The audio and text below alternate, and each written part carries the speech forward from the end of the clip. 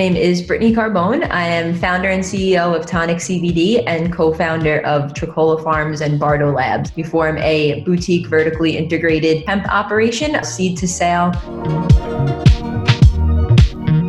I started to create these formulations for my own use in early 2017 when the CBD craze was still a little bit underground, right? People hadn't really caught on to it quite as much. And as an avid cannabis user, cannabis was always something that I turned to for relief of anxiety, mood issues, things like that. So when I started to learn about CBD, honestly, I was a little bit skeptical at first. I was like, this is like fake weed. I don't know. Just the usual kind of hesitations. But I finally kind of just broke down and tried it. So I was like, hey, why not? And at the time I was working as a personal trainer and health coach. I had a lot of knowledge of like natural remedies, herbs, adaptogens, all these kinds of things that I was using myself, but also coaching my clients with and things like that. Once I started to really kind of understand how CBD was working with my system and how CBD works in general, started to get like more of an understanding of the endocannabinoid system and things like that. And that's when I really started to connect the dots between CBD and these more traditional adaptogens and superfoods, and kind of seeing this as more of a whole wellness picture. And the fact that I was, kind of entrenched in this like wellness industry, right? At the time, it was just really clear to me that like CBD should be thought of as a wellness product. But at the time, I have to say like there was not many other people doing it the way that I wanted to do it. And that was combining ashwagandha, black seed oil, these other calming botanicals with high quality CBD and marketing it in a way that was approachable but had more of a wellness focus on it. You see now that this is all the craze, but it's really crazy to think that just 3 years ago, it was a completely different story. One of the main things that I had an issue with was sourcing. That's what spurred the idea for me to go to my parents and be like, hey, we have this property in upstate New York. Let's try to grow hemp on it. As they say, the rest is history, but I guess that's really when it just gets started. This past March, we've officially launched Bardo Labs, which is our extraction product development arm of our operation to complete that vertical integration.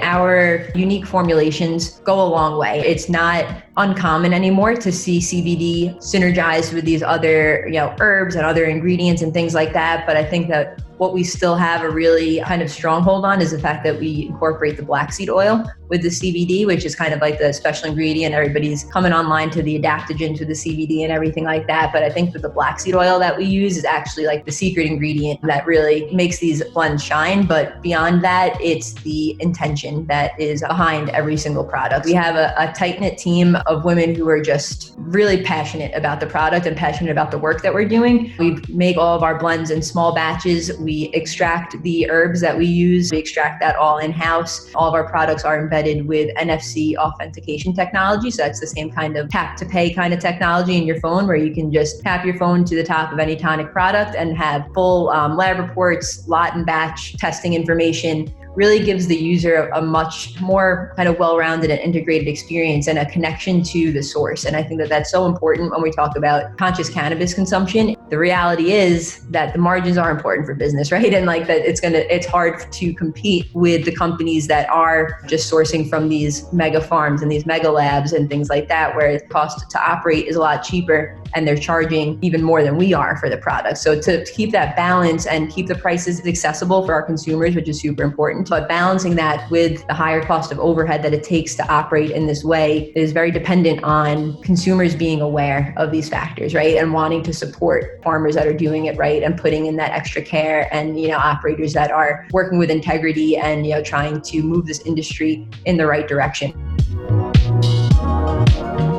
A bit of a roller coaster of emotions for sure. So like when it really started to get real that like the shutdowns were happening and like non-essential businesses would have to close. At this point, we had just gotten a couple of new employees that like moved. And then we had like our team that's like always been together, right? And we kind of formed like this little commune. When it first hit, I had a couple of them stay home. I kind of panicked, and it was just like, I don't know what to do, and I don't want any trouble, anybody coming here and shutting us down. Like, I want to be safe. I want to make sure my employees feel safe. I was just packing the orders myself. I was, shipping them out and doing everything. My husband was here with me. And then like week later, we kind of realized that we could have a couple more people come in. We're all like quarantining together almost at that point, because we're in our own facility. We're kind of self-isolated. But through all that, I was like, what if we do get shut down? What if like they say that we can't come in and ship out orders and everything like that? And I got just nervous. I was, what is this going to mean for our business? Like all of our retailers are shutting their doors. So like, what does this mean for our distribution and our wholesale like arm of our operation, right? And it really took an old friend of mine that I grew up with, reached out to me asking which tonic blend would be best for anxiety because she is an EMT and was obviously facing a lot of stress. I told her, I was like, chill tonic for sure. Like I'll send you some. And she was like, let me know how much I owe you. And I was like, are you fucking kidding me? Like you don't owe me anything. Like, you know what I mean? Like this is the absolute least I could do for you. And like that was like when the light bulb hit. And I was like, this is what I can do. I need to like get out of my head, back into my heart, like operating from a place of love and not fear. Boom. I was like,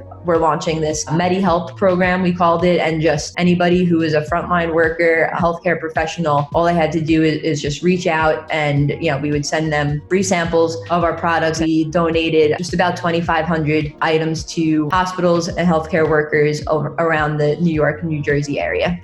With so much depressing news, like it was just every time that we would like get feedback from like a nurse that's like sending us a picture of her in her full gear and like holding a tonic and being like, I finally slept last night because of this. Like it just puts everything in perspective and reminds me like why I'm doing this.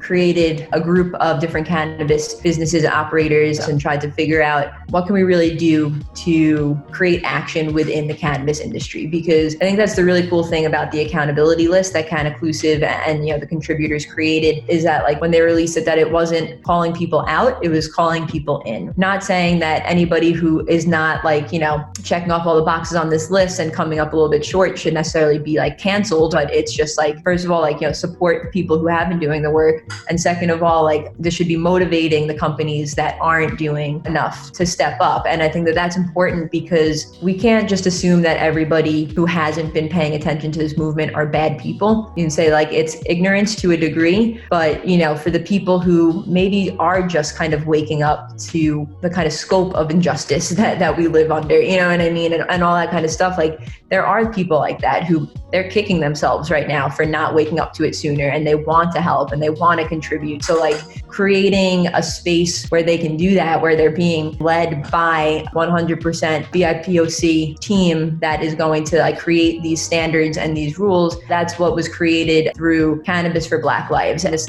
collective, like I said, is going to be run by people of color, right? So the board is fully people of color. So that way we, white people aren't, dictating what needs to be done, right? We're getting it like straight from the source. Also, it sets up kind of guidelines for companies who want to be involved. It sets standards that they have to meet. Doesn't have to be within the next day, week, month, but like a 6-month period and over like a 1-year period, really changing the leadership structure, making sure that there's like, 30% of overall staff is people of color, donating to a nonprofit that like, collectively we'd be supporting every month and donating a portion of sales to that until there's better top-down regulation that demands equity in the space, that demands that the tax revenues be used in a certain way to rebuild the communities that have been devastated by the war on drugs. Until that happens, it is the responsibility of the operators in the space to step up and do it. Yeah, well, we are trying to diversify as much as possible as far as what we're doing. And like through Bardo, what's been really cool is product development work and like contract manufacturing that we've been doing through that, but also kind of creating a direct to consumer product line through Bardo, which will focus more on raw extracts and bringing this autonomy to the consumer and like empowering the consumer to like really understand these extracts and these different compounds and allow them to kind of make their own medicine, if you will. Right now we are actually working on launching a new skincare product. So like we have a couple in the pipeline that we've been working on, and it's kind of just deciding, with the budget that we have, which one we want to launch and go for and everything. So we're getting ready to announce some like trial runs of that pretty soon. Topicals are technically the only thing that the FDA has approved when it comes to CBD, right? It's the ingestibles that they still have a problem with. So when you're talking about larger corporations or larger distributors that have a conservative legal team, they're going to still err on the side of topical only. It's something that we've been wanting to incorporate more into our product line already, but definitely it's also a strategic move as far as legalization goes, is on the farming end, is ensuring that the first year hemp farmers in New York have a fair shake at being able to get licensed for the adult use market. They're collecting data on not only how to grow, but like how the state can manage tracking these farmers and tracking the plants and testing the crops and all this kind of stuff. It was the first year farmers that are just really trying to revitalize agriculture in the area, who are in it for the right reasons and really wanting to make a change for the better in the industry. So the New York Hemp Growers and Processors Association, a lobbying group in Albany, have been fighting to ensure that we at least have a fair shake at that licensing. For now, just focusing on the hemp, and no matter what, we would keep the hemp part of the operation going to be able to continue to market on a national level and to distribute on a national level.